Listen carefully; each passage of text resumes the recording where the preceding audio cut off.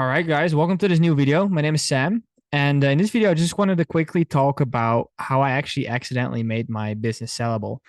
And this all started to when I first started this business and I hired my first mentor, right? Because I'm going to go over like all the hires I made, how I made them, the struggles I've been through, and some things that you can be careful of when making those hires and when delegating certain parts of these the aspects inside of your business to make it your company basically sellable as a whole. So it basically starts at this first hire, and that was actually like a mentor, right? And I found this mentor in a Facebook group. And the reason why I say this is because whatever business you start, whatever skill set, whether it's like DJing, music, or any other career path, I feel like you should always have at least one mentor that's a couple steps ahead of you that you can at least learn from. You can either pay for their time or maybe do something in exchange, right? Like a case study, testimonial, or whatever. So, as you guys know, I mentioned it in my first video on how I basically sold my company and everything. Is I made the first hire and my first investment into a mentor, which was like about 2,500. And that mentor basically taught me everything I needed to know as well, on top of the things that I learned along the way of basically creating this business. Now, one thing that my mentor always said is like, hey, below 10K a month, the only thing that you really need to care about is just getting more appointments booked onto your calendar and just speaking to more prospects. And that's exactly what I did until there was a point where I was getting a lot of appointments. I was fulfilling on the clients and I just couldn't do the cold calls anymore and reach out to get more customers. So, what was the first hire I made? It was basically like a virtual assistant. So, someone from abroad that I basically handed over all my processes to do all the cold calling and everything else so that she could basically take over all of the cold outbound prospecting. Now, if you want to see like the documents and the scripts that I use for that, you can just request them down below and I'll send them. No worries, by the way. And this person helped me out a ton. And I started getting even more and more and more appointments until I hired a second one, a third one, a fourth one, all the way until we actually had 12 outbound reps that were just like cold calling every single day. Now you're probably wondering, like, if they're just cold calling, like, well, what's the offer? Right? They need to have a very good offer because you may be on the phone with a lot of like prospects and they're saying like, hey, where are your case studies? I don't believe you, or pay me when after I close, or like they coming up with all these financial objections as well, right?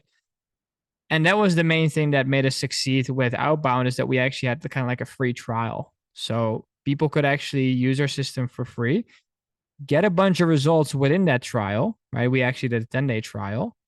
And after the trial, we just closed them into a way higher ticket price because we basically proved that we could do it upfront, right? Now, after I invested a lot inside of the outbound team, the next step for me was, okay, do I now outsource fulfillment or do I outsource sales? Because at the time, I didn't really like the fulfillment too much because, again, like you have to talk to all the clients, talk about all their problems, help them all the time and all that kind of stuff. And I just didn't want to do that because sometimes a client would literally call me up at midnight and I was like, why the heck am I even on this? Like, why am I even responding to this? Right. So the hire I made after that was actually a client success manager. And the client success manager was just like mirroring me for about 3 months until she was able to do it all of herself. Right. And the reason why I went with fulfillment first is because I calculated like, okay, how much do I make for every hour on average that I'm on sales calls? Even if I don't close, it's the total average. And I noticed that that's at least like $500 to $1,000 per hour, right? When I'm taking sales calls. So I was like, let me just stay inside of the sales as long as I humanly could. So I had the client success manager. We were getting a ton of clients.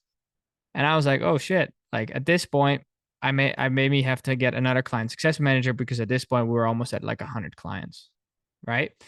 So I hired a client success manager, and at the same time I hired a second sales rep. So it was me and him closing, right? Then we started putting more money into ads. We started getting a media buyer because, again, like if you're spending less than $3,000 a month on ads, like you should just do the ads yourself for your agency. And from that point on, after we got over 3K a month in ad spend, we started getting the media buyer, which paid for itself, honestly. And we also started getting another sales rep. So now we're basically at 3 sales reps, right? So the company was basically 12 outbound reps, 2 client success manager managing all the clients, 100 each. and basically 2 to 3 sales reps. Now, at this point, there's not really much to outsource. Maybe like a bigger accountant, a bookkeeper, because I did all the bookkeeping myself until a certain point. But the biggest one is either a sales manager or a CEO that already has sales experience. In my basically path, what I did is I basically got a CEO that already had some sales experience, that already had built an agency before, so that they could also be like the sales manager, right? And from there on, after like basically a couple months to a year of running it that way, the company now had the right numbers. We were doing good without me being too involved. We had the offer and we were able to sell.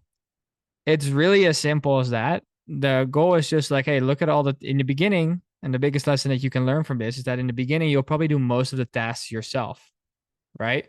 Like you'll do most of the sales yourself, the fulfillment, reaching out to clients, seeing if they're good, collecting case studies and everything. And basically, what you'll do is the lowest paying tasks, you just want to calculate how much you make from that specific task, you outsource that first. That's like the biggest lesson you could learn from this. Now, if you guys have any other questions about this, I just went through it really briefly because I don't really like really long videos. So I try to keep it short. You can just drop them down below and we'll see you on the next video. Thank you for watching. Subscribe, comment, like. See you there.